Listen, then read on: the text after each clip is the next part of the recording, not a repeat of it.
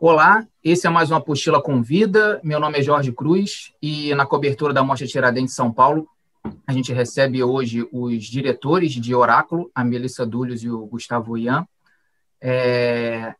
Eles também apresentaram na edição Mineiro da Mostra Tiradentes o curta Levantado do Chão. Então, se você está assistindo durante a nossa cobertura, a partir do dia 21, por 3 dias, né, a partir das 8 horas da noite do dia 21, você tem 72 horas para assistir o Oráculo, que é o filme que eles apresentaram na Mostra Aurora. Queria agradecer a presença deles, por ter aceitado o convite, né? Eles estão aí separados dessa vez, né? São radicados em Berlim, para conversar um pouco sobre isso. E eu queria começar, a gente, né, na Apostila de Cinema, a gente tem essa nosso slogan, digamos assim, a gente discute a sociedade através das imagens, né? A gente vê muito no cinema brasileiro outras formações de outras ciências em que a pessoa incorpora esse conhecimento nos filmes. E a obra de vocês vai muito dentro da linguagem do cinema mesmo, né? Um filme que a gente consegue discutir muito a linguagem cinematográfica, né? Vocês nas intenções até da produtora, da distribuidora, vocês falam, né, da aplicabilidade da imagem em movimento, né? Uma coisa bem mais teórica. E são linguagens e são formas complementares de se fazer cinema, né? Então, muita gente acha que pode ser conflitante entre forma e conteúdo, mas são complementares. Eu queria perguntar sobre o Oráculo primeiro, né? Sobre essas escolhas de vocês, né? Vocês são da região sul do Brasil, são radicados na Europa, e o quanto no projeto do Oráculo, né? Como que ele surgiu, quando ele foi surgindo, né, um projeto longo, pelo que eu já dei uma olhada, como que vocês foram colocando a autoria e também o elemento pessoal de vocês dentro da obra? O Oráculo é um filme bastante pessoal. Ele começa... A gente tinha uma ideia para um outro filme, na verdade, com 2 personagens principais, que era esse personagem de um homem numa situação mais frágil, vivendo na rua, e de uma mulher que tinha uma relação com esse homem. Esse homem era um pouco o jardineiro da casa dela quando ela era adolescente, e aí a gente tinha uma ideia de fazer um filme em que essas vidas fossem correndo de uma forma paralela, né? E personagens que a gente conheceu de perto. Tinha vontade de fazer um filme de ficção sobre isso, mas é um filme que talvez ainda aconteça, mas que enfim, que demandava uma produção, um tempo de escrita de roteiro e tal. E aí a gente, ao mesmo tempo, a gente filma de uma maneira muito...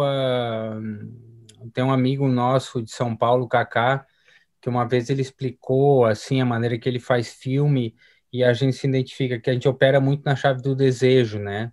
Quando a gente tem vontade de filmar, não é muito uma questão assim de ter os meios prontos para filmar, mas assim, quando a vontade está lá, a gente dá um jeito de fazer o filme. Então, a gente pegou um pouco essa ideia desses 2 personagens e transformou completamente e resolveu fazer o Oráculo, né? Partindo de um personagem um pouco à margem, né? Então pegou aí, eu trabalhei com o Juarez Nunes, que é um ator que eu conheci quando eu fiz a faculdade, a primeira faculdade que eu entrei. Eu e a Melissa, a gente tem uma formação autodidata, mas eu fiz uma faculdade de teatro em Florianópolis. Em 98 eu entrei no CEART, que é uma faculdade muito boa de teatro, e foi nessa faculdade que eu conheci o Juarez Nunes, com quem a gente trabalhou em vários filmes, e aí convidei ele para fazer esse personagem do Osvaldo, e que no Oráculo virou... O Oráculo a gente simplificou, né? Trabalhou de uma maneira minimalista mesmo, então virou esse personagem um pouco que uma espécie de Sísifo, que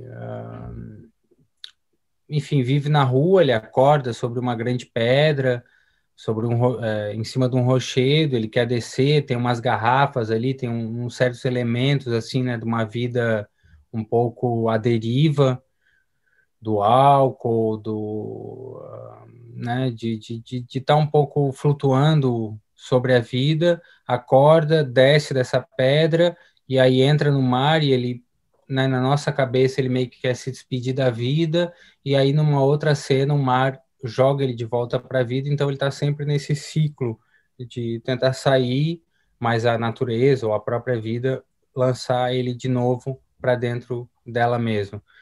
E a personagem feminina acabou,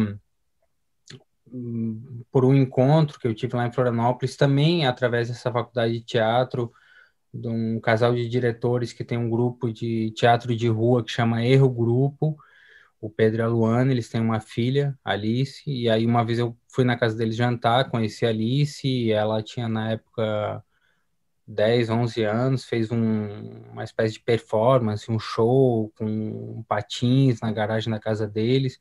Fiquei muito impressionado e aí tive vontade de filmar com ela, tendo né, na cabeça essa outra personagem, que seria essa mulher de classe média e tal,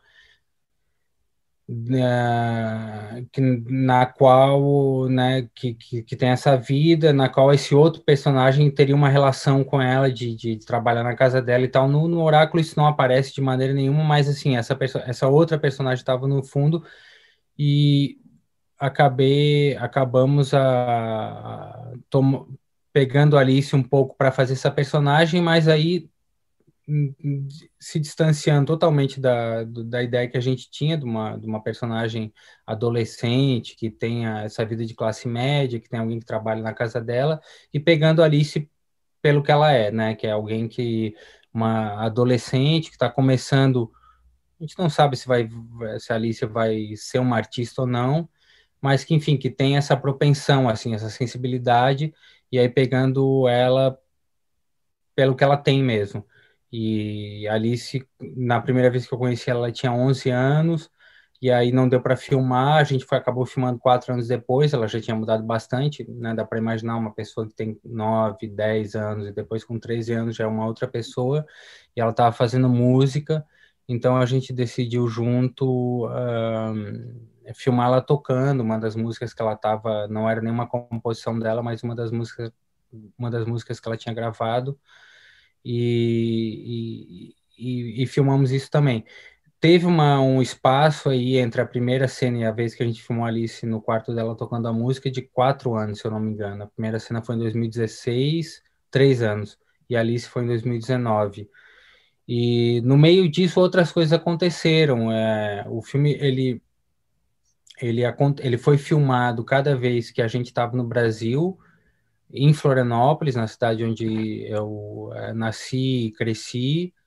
E então acabei também um pouco incorporando as coisas que estavam acontecendo, né? O meu pai acabou entrando no filme, a vida dele estava se transformando, ele estava parando de trabalhar e teve um acontecimento que fez ele parar de trabalhar e isso está relacionado a um certo dia onde ele fez uma grande caminhada.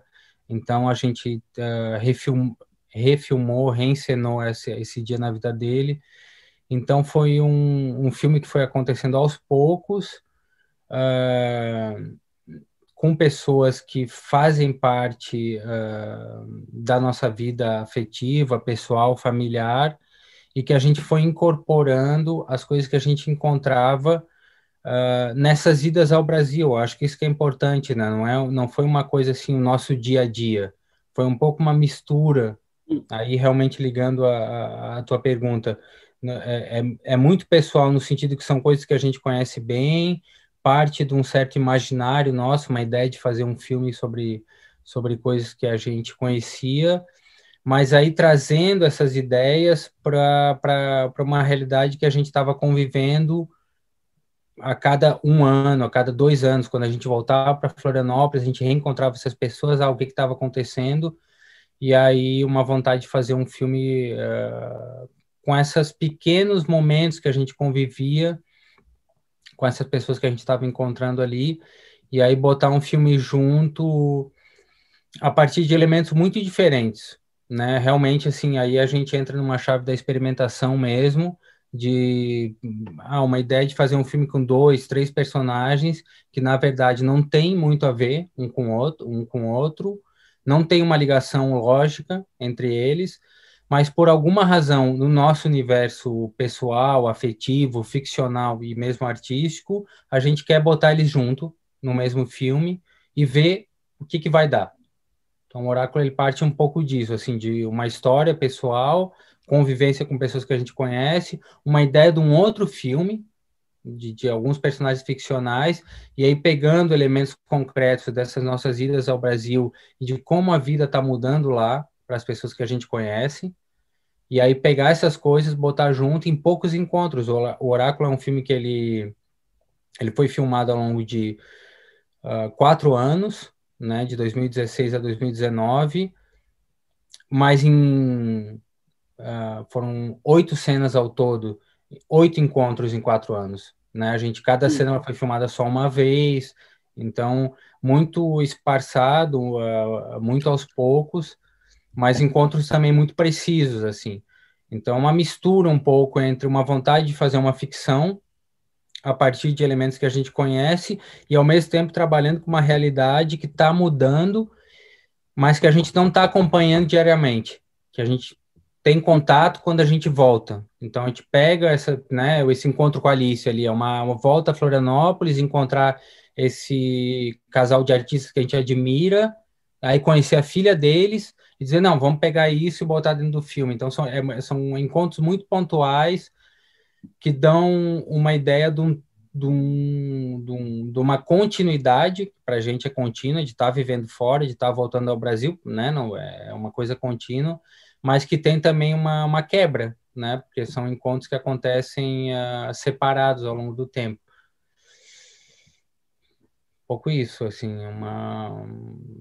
uma experimentação mesmo, assim, uma ideia de criar uma narrativa, de criar um drama, de trabalhar com alguns personagens, mas de uma maneira muito de tentar as coisas, assim, e ver o que acontece a partir disso. Pensei em várias coisas, mas pensei um pouco esse tempo estendido dos encontros e das idas. Também Florianópolis, assim, eu sou de Porto Alegre, mas por várias razões pessoais eu não tenho mais a minha casa de infância, ou não tenho, né, a minha coisa é dispersa, assim. E no caso do Gustavo, a casa de Florianópolis da família ainda é um certo ponto de, né? E aí essas filmagens aconteceram. O Gustavo filmou sempre sozinho ou sem mim, né? Com a pessoa com quem ele filmou e mais alguém.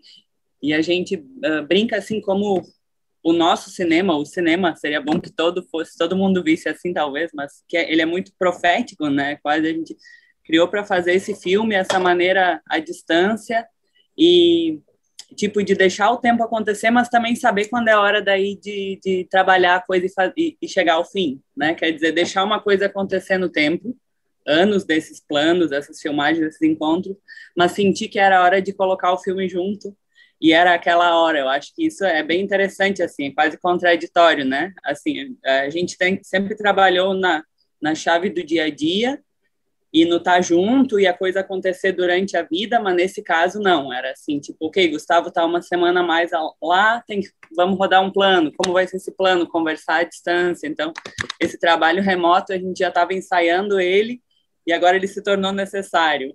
Aí, tipo, acabar o filme num ano em que é impossível filmar, a gente tinha um filme para acabar. Então, né, esse jogo entre, assim, deixar a coisa acontecer ao seu tempo, mas também saber quando é a hora de terminar, eu acho que isso nos terminar esse filme, ter esse filme para terminar no ano passado, salvou a nossa vida, assim, tipo, poder agora falar dele, tá, né, fazer ele com os meios que a gente teve, no ritmo que ele teve, mas poder ter a concentração de terminar ele, porque o mundo conspirou para isso. Então, acho que é bem feliz isso, eu acho, ele não é um filme alegre, mas é um filme que sei lá, salvou vidas, eu acho, salvou as nossas vidas ano passado, porque é feito com quase nada, né? Feito assim de uma maneira impossível, mas calma.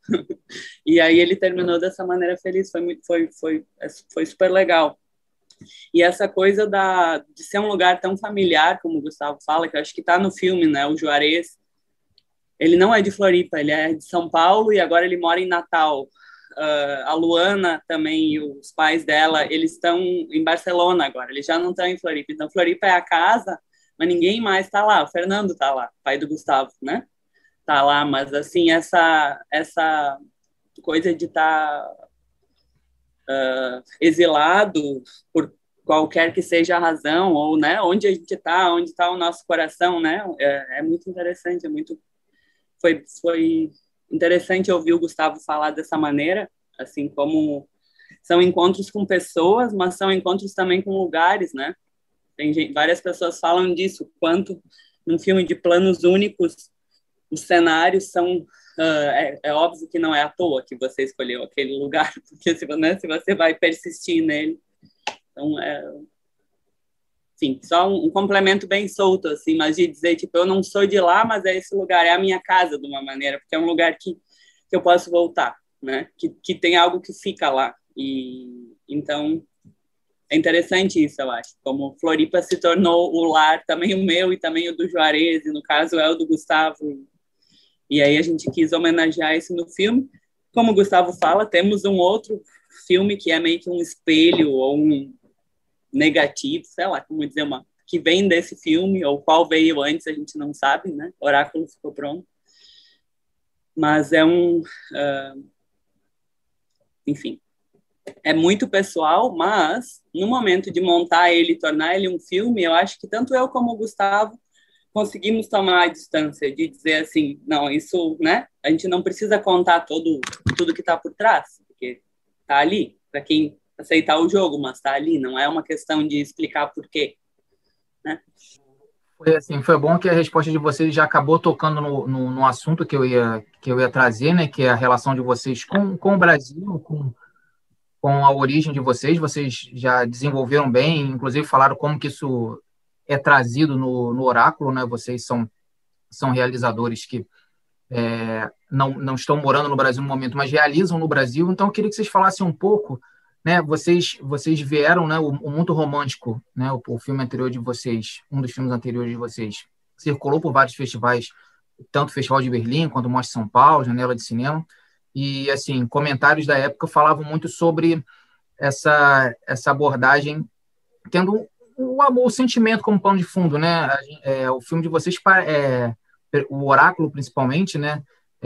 Tem essa coisa de reconstituição, né? De vidas, né? O Muito Romântico, vocês se colocam como ferramentas da narrativa também.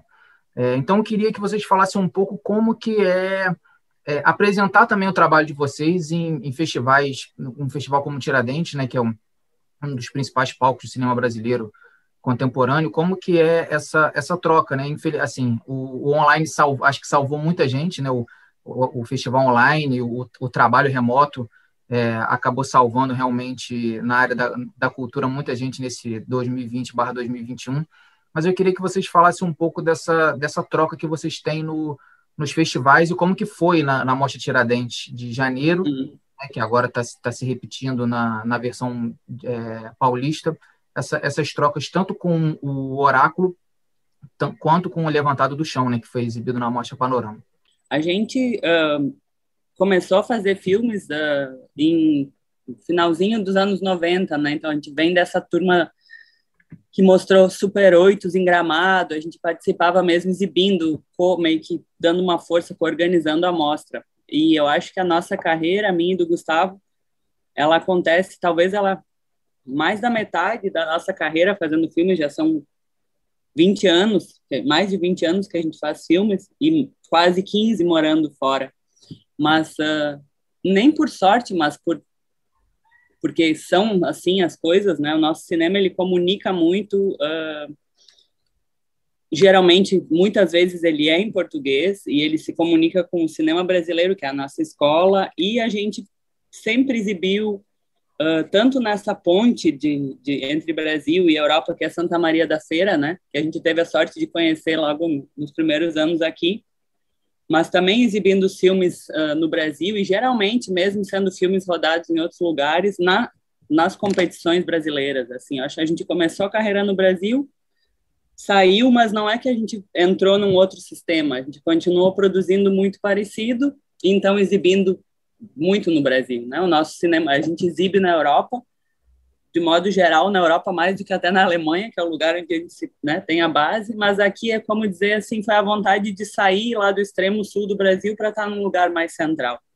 Mas não era a vontade de se inserir num outro cinema que não fosse o cinema brasileiro. A gente sempre acreditou que a gente faz cinema brasileiro onde quer que a gente vá, né?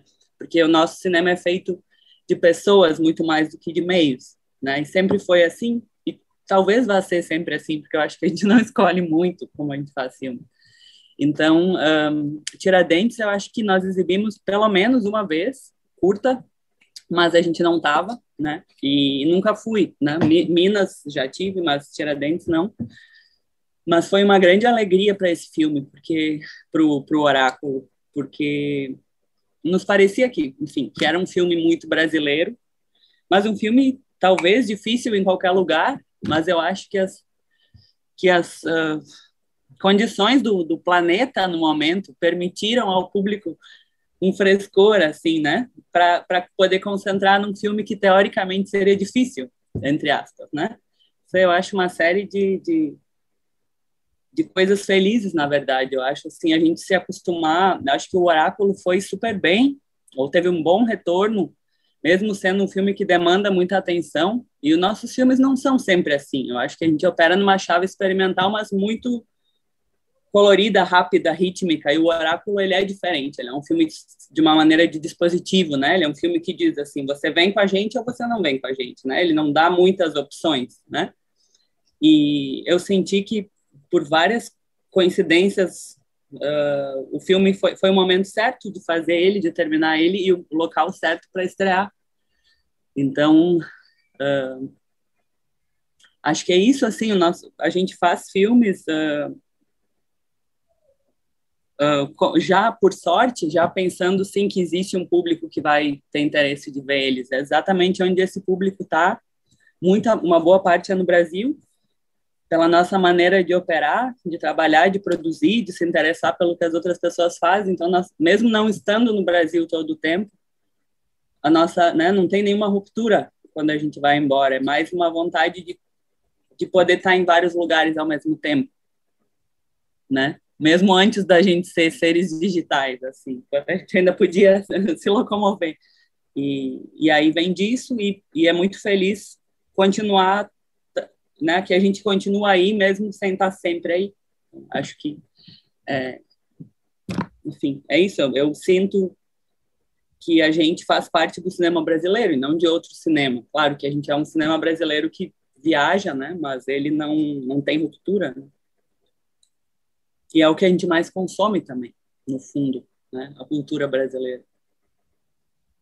Em cima do que vocês falaram sobre a produção de cinema brasileiro, né, o Oráculo ele é dedicado a grandes nomes do cinema e do que circunda o cinema brasileiro, né? Helena Inês, Jean-Claude Bernardet, Glauber Rocha. E o Levantado do Chão, ao contrário, vocês dedicam a uma trinca de nomes do cinema experimental ou estudiosos, né? Me corrijam a pronúncia se estiver errado, né? Mas o Boris Barnet, um dos pioneiros, o Naum Klein, que é historiador, né? Se especializou no cinema russo, e o montador, parceiro do Louis Patinho, que até na Mostra de São Paulo do ano passado apresentou Lua Vermelha, que é um grande filme, assim. Eu queria que vocês falassem um pouco sobre as referências de vocês dentro do cinema experimental de todos os tempos e um pouco como que vocês se entendem na linguagem atual, assim, do cinema experimental, não só brasileiro, mas do mundo, a opção de vocês por essa linguagem. Eu queria que vocês falassem um pouco sobre as referências de vocês do passado, do presente, do cinema brasileiro, do cinema mundial, em que grupo a gente poderia imaginar vocês ali, se vocês pudessem escolher uma festa para frequentar dentro do cinema, a festa de quem vocês frequentariam? Assim? A pergunta é muito, muito boa. A festa de quem, né? Eu acho que uma festa com Boris Barner e o Glauber e o Naum Kleiman, com esse pessoal aí, a Helena, a Inês, seria uma festa muito boa, que eu com certeza, e acho que a Melissa também com certeza gostaria de ser convidada e fazer parte, passar, enfim, fazer uma festa junto. É uma pergunta um pouco difícil, assim, a gente, né, a questão do cinema experimental, né, a gente costuma sempre falar isso e tal, um pouco o que é o sistema experimental, né? Para, enfim, tudo muda em contextos diferentes. Eu acho que no Brasil a gente tem uma sorte assim de não ter tão definido o que é o cinema experimental. Acho que tem uma tradição que, enfim, que não é tão desenvolvida, né? Porque eu acho que o cinema de vanguarda, o cinema experimental, que é um pouco ligado às artes visuais, ele está mais ligado a um certo tipo de economia mesmo, né? A vanguarda sempre está ligado a economias fortes, né? Tanto que tu vai ter uma vanguarda, né, na França no começo do século XX, que é o centro da Europa, vai ter uma vanguarda nos Estados Unidos ao longo de todo o século XX, né, que são países que têm uma economia muito forte, assim. Então, a vanguarda ela é um pouco assim o excesso do capitalismo, assim, né? É uma posição assim que, enfim, que há os meios para se colocar nessa posição de ousar, né? Eu acho que no Brasil é um pouco diferente. A vanguarda no Brasil ela não tem uma historiografia, ela é muito mais picotada. Eu acho que eu e a Melissa também, depois, né, ela pode falar, mas tá um pouco mais ligada assim, a uma ideia de cinema de invenção, né? Um cinema de precariedade, de fazer com que a gente tem. Então, quando a gente chegou na Europa, e aí conhecer um pouco o que é o cinema experimental dentro da Europa, né, que está muito mais ligado à academia, está muito mais ligado a um certo tipo de linguagem, que tem realmente alguns elementos, alguns códigos que se repetem e tal, a gente não se identificou tanto, na verdade. Então, essa questão do sistema experimental, acho que ela é um pouco, ela flui um pouco, ela não é a mesma coisa nos mesmos lugares. E acho que nosso cinema, onde a gente gostaria de estar, eu achei bem legal assim, a formulação da pergunta, porque não é onde a gente está, mas onde a gente gostaria de estar, é num cinema, e aí eu acho que o Boris Barnett, esse cinema ali do começo do começo do cinema mesmo, dos anos 20, começo do cinema sonoro, essa transição do cinema mudo para o cinema sonoro, para a gente faz muito sentido, o próprio, né, Levantado do Chão, que é um filme mudo, de trabalhar uma linguagem simples, ou pelo menos assim, tentar mesmo assim, trabalhar uma linguagem de imagem que é simples, que comunica através das imagens, trabalhar a própria camada de som também como uma camada de imagem, e o Oráculo de uma outra maneira, apesar de ser um filme que, né, faz uso do plano sequência, ele faz uso do dispositivo, ele é um filme mais difícil, né, que demanda assim esse comprometimento do espectador assim com a duração dele, mas também tá trabalhando na verdade numa linguagem bastante simplificada. Então, acho que é uma mistura realmente assim entre essas duas, onde a gente se encontra hoje em dia. Talvez esses são os nossos dois filmes mais recentes, e onde a gente se encontra hoje em dia talvez seja realmente nessa fronteira entre um chamado pré-cinema, né, um cinema ali do começo dessas técnicas fotográficas, de película, de captação de imagem, de experimentação mesmo, assim, mas uma experimentação ainda não codificada, não, né, que não passou pela academia ainda, mas um gosto mesmo pela matéria, misturado aí a uma questão socioeconômica, política, que a Melissa falou no começo, a gente vai sempre fazer cinema brasileiro, né? O Sganzella colocou isso lá atrás, o cinema brasileiro é o maior porque ele é impossível, né? Essa dificuldade que a gente tem de fazer cinema, e essa dificuldade que acaba se transformando numa coisa positiva, assim, a gente faz com o que a gente tem. E aí a gente faz o que a gente tem, e a gente ainda se diverte fazendo, e a gente ainda faz filmes que tem alguma graça, que tem cor, que tem né? A gente vai buscar o ritmo, a gente vai buscar ainda entreter mesmo, né? Ainda, né? Sei lá, a cinédia, é a porno-chanchada, é a boca do lixo, né? A gente tem toda essa história rica que a gente faz parte. Então, um pouco, eu acho que é um pouco essa mistura, assim, entre o cinema realmente muito simples, muito do começo do cinema, de trabalhar com poucos elementos, né, e trabalhar com elementos bastante técnicos também, da fotografia, da película, mas ao mesmo tempo, assim, lidando com a situação, lidando com o que é possível.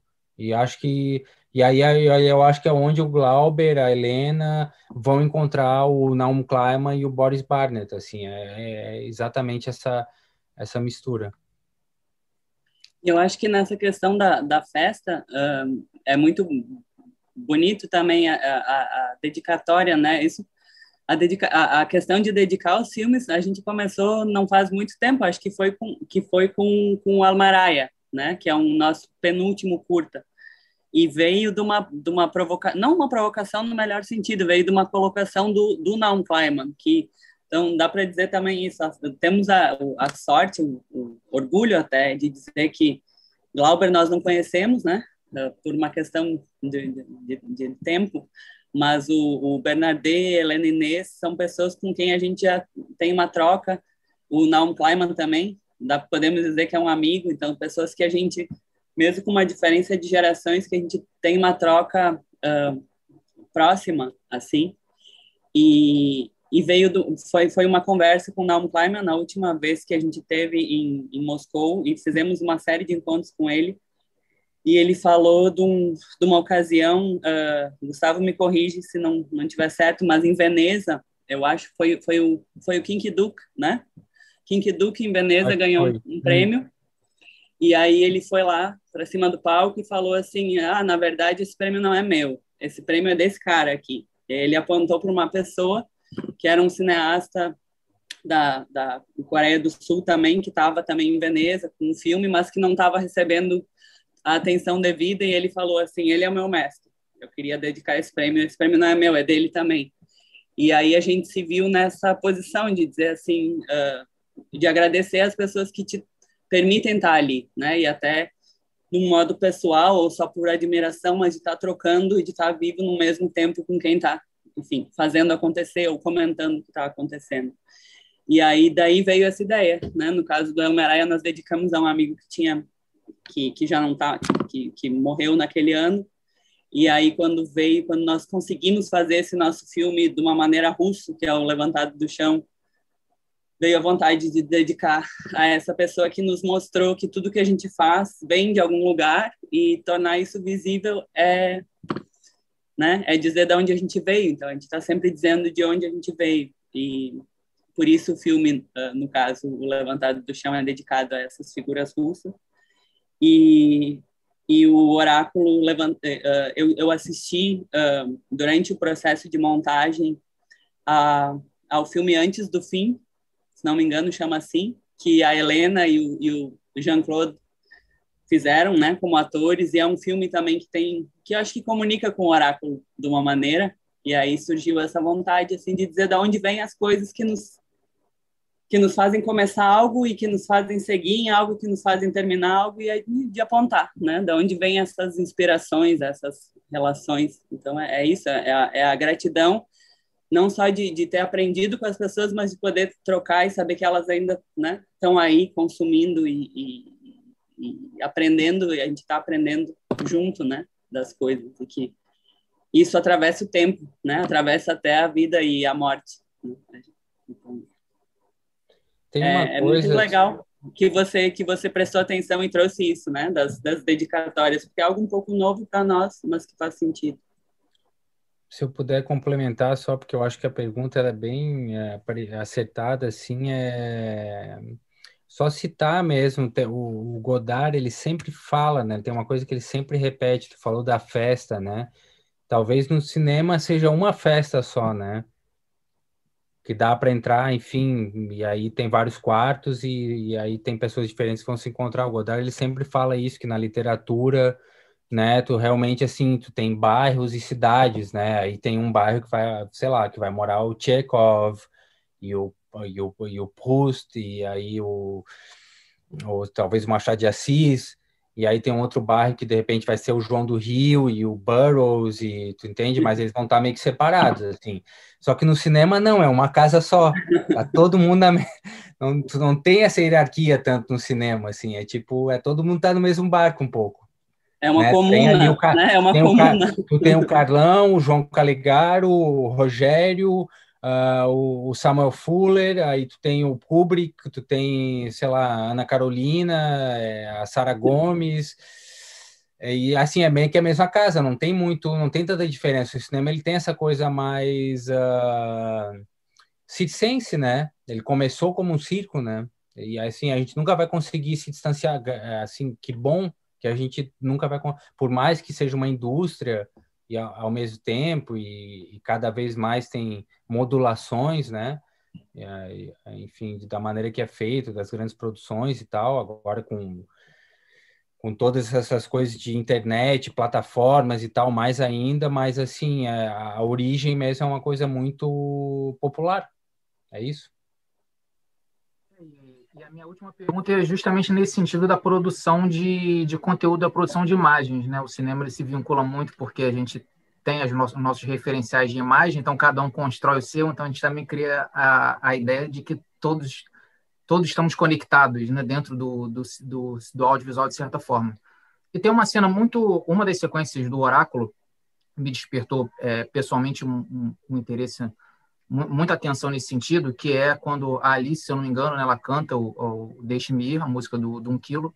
Ela prepara a câmera, né, o celular se filma, e aí depois ela assiste. Né? Então, aquilo ali me provocou um pouco de a gente estar vivendo em um mundo em que se produz muito discurso, se produz muito conteúdo e se vê e se ouve o outro cada vez menos, né? A gente tem todos nós somos uma rede de produção, então o poder de comunicabilidade hoje é enorme. E, por outro lado, vocês também não abdicam da imagem de arquivo, que tem toda a questão de ressignificar uma imagem que já foi produzida há um tempo, que pode ser décadas ou até mais de um século, e ela ser ressignificada. Eu queria que vocês falassem um pouco desse poder de comunicabilidade do audiovisual hoje, né, em que a gente ampliou essas possibilidades, essas representações, essas linguagens, mas justamente essa nossa vontade de falar, de ter cada um seu próprio discurso, tem gerado talvez uma dificuldade maior de troca, né? A gente tem agora todo mundo fazendo o seu e a gente talvez tenha menos um senso comunitário dentro da produção de cinema. Eu queria que vocês falassem como que vocês administram esse uso de linguagem, até mesmo da imagem de arquivo, e como que vocês imaginam hoje a potência do audiovisual, o poder que ele tem de se comunicar dentro do contexto da nossa sociedade também hoje. Eu acho bem interessante o que você fala, assim, como alguém já comentou em outras entrevistas, né, que a gente começa a fazer cinema, eu e o Gustavo, em finalzinho dos anos 90, a gente se conhece, um grupo, né, em Porto Alegre, e o fato de que é um pouco na contramão, assim, naquele momento tá começando o vídeo digital, né? Eu lembro muito assim do Coutinho, Eduardo Coutinho, que estava aquela coisa filmada em vídeo, a coisa ágil, né? A democratização, entre aspas, muito antes de internet e celular, né? Falando assim, câmera de vídeo que não é mais a câmera de película e isso tirar do eixo, né? Tirar do eixo, tanto do eixo Rio-São Paulo como do eixo, né? Sair do eixo e democratizar a produção. Mas no nosso caso, desde esse começo, 20 anos atrás, a gente sempre teve essa... A gente não veio da escola de cinema, né? Não tinha no momento em que a gente começou a produzir, agora já não tem mais também, mas essa estrutura para a produção, né? De fomento à produção, essa ideia de se profissionalizar dentro do cinema. Quando a gente começou, isso não existia. Era achar um jeito de fazer ou não tinha, né? E a gente começou nessa chave, mas com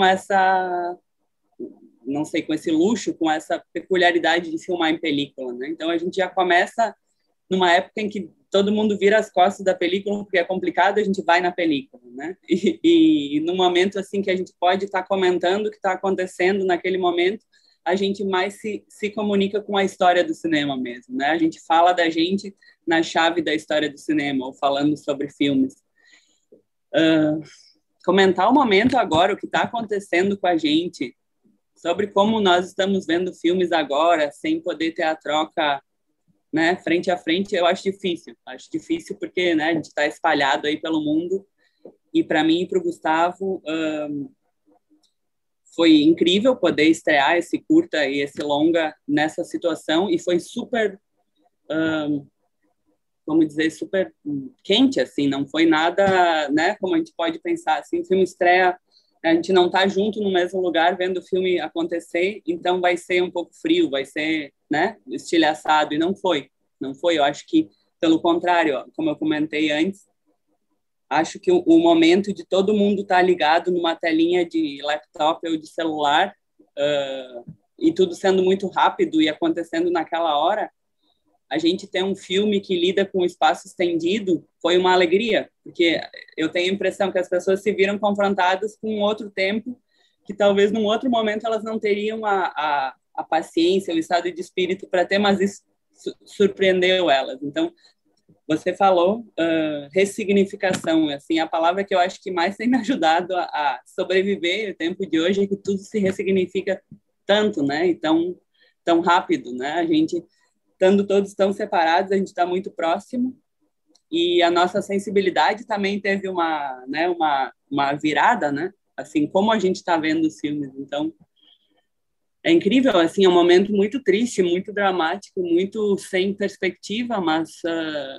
a gente está colhendo coisas que a gente plantou nessa direção e está no momento adequado, né? Assim, para mim é muito feliz estar com esses filmes agora, né? Se eu estivesse pensando em começar um novo filme agora, talvez eu estaria totalmente bloqueada, mas tá podendo finalizar e coisas que vieram antes e que fazem sentido agora é uma alegria, né? Eu só posso, não sei, eu não disse muito, mas assim, para mim é super instigante. Foi a semana de Tiradentes, foi muito absorvente, assim. A gente estava mesmo vivendo aquilo, né? Tava vivendo aquilo naquela semana, talvez mais do que se a gente tivesse no mesmo lugar. Para mim foi bem surpreendente, assim. E agora ter essa chance né, de repetir a coisa e poder voltar aos filmes e, né, dos filmes voltarem é muito legal. É como como fala, um eco, né? A gente joga e espera e vem o eco. Muito bom, muito bom. E poder estar instigando as pessoas a acompanhar o filme mais uma vez. Queria agradecer. Quem está assistindo, o Oráculo fica disponível a partir do dia 21, né? A gente está colocando a entrevista no ar na noite do dia 20, então a partir de amanhã o filme fica disponível por 72 horas. Antes de passar a palavra final para vocês, queria agradecer por ter aceitado o convite da Apostila nessa nova configuração à distância, né? A gente viveu aí, vocês um final de tarde frio em Paris, em Berlim, e eu um meio de tarde extremamente quente do Rio de Janeiro, né? E mesmo assim a gente conseguiu se conectar por essas ondas. Foi uma conversa ótima. Eu queria que vocês deixassem um recado final e falassem do futuro, né? O futuro de vocês, o que a gente pode esperar, porque são duas obras que marcaram bastante a Mostra Tiradentes, né? Como vocês já falaram aqui, eu acho que as pessoas abriram um pouco a mente também por conta dessa situação. Então, quem gosta de cinema e talvez não se aproximasse tanto da obra de vocês em outro momento, se aproximou nessa modalidade online. Então, talvez descobriram vocês por conta do Oráculo. E aí agora colocam vocês também no radar. A gente queria saber quando que a gente pode ver novos projetos de vocês, e a Apostila espera que gerem novas conversas também no futuro. Olha, obrigado pelo convite, Jorge. É muito legal mesmo participar e ter essa possibilidade de diálogo com vocês. A gente já acho que tinha saído uma crítica do filme na Apostila de Cinema, na época do Oráculo, na época que o filme passou em Tiradentes. E realmente, assim, eu acho que foi uma frase que a gente ouviu em Moscou, antes da pandemia, mas era ligada à situação específica da Rússia naquela época ali, mudando e tal, né? Tipo, quando um cineasta falou pra gente, quando as portas se fecham, muitas portas se fecham, outras portas que nunca estavam abertas antes, elas se abrem. Então, acho que é um pouco, né, colocando de outra maneira isso que tu acabou de colocar, eu acho que é um pouco isso, a gente tentar trabalhar essa situação que a gente está vivendo, que é difícil, a partir de uma maneira positiva. Então, que outras coisas que não eram possíveis antes, talvez sejam possíveis agora de uma maneira que é legal.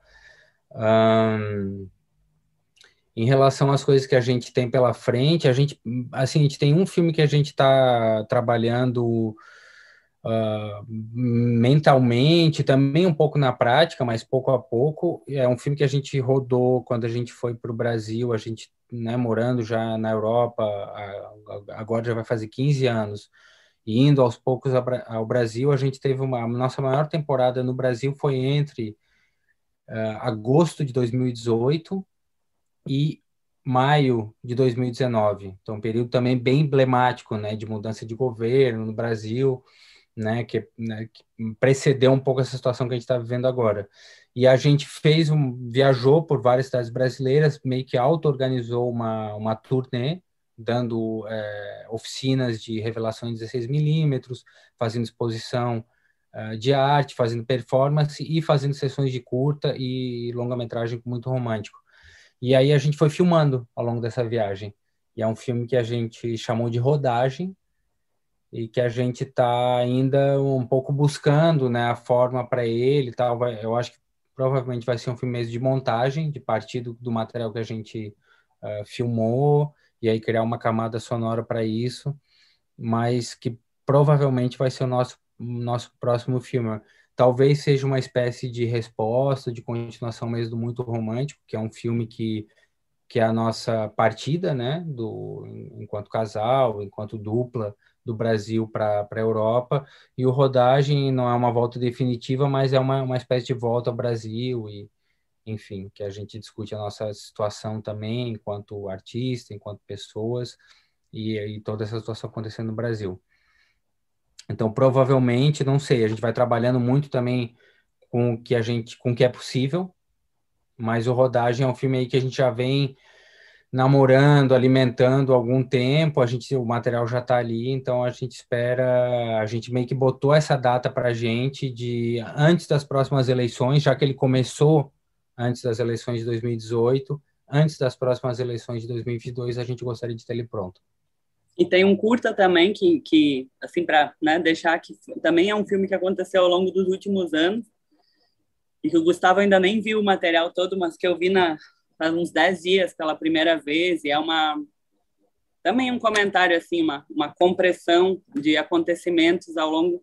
Eu acho que para nós, nos dois filmes eu vejo assim, a gente trabalha nem sempre com som direto, nem sempre, né? Não é uma coisa, não trabalhamos, mas nesses dois filmes não tem som direto.